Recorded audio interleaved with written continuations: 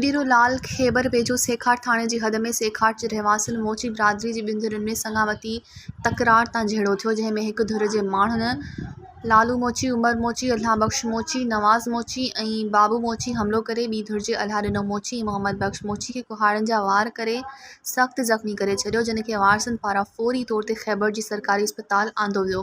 हितां डॉक्टरनि पारां फर्स्ट एड ॾेई हैदराबाद रेफर कयो वियो। वधीक ज़ख़्मियुनि जो चवणु हो त महीनो अॻु असांजी बिरादरी जी छोकिरी घरां निकिरी छोकिरे सां कोर्ट में निकाह कयो। उन्ही जो फ़ैसिलो ॻोठ जे चङनि मुड़ुसनि कयो, जंहिंखां पोइ छोकिरे खे ॻोठ निकाली ॾिनी वई, जेको हिन वक़्तु बि मटियारी में रहे पियो।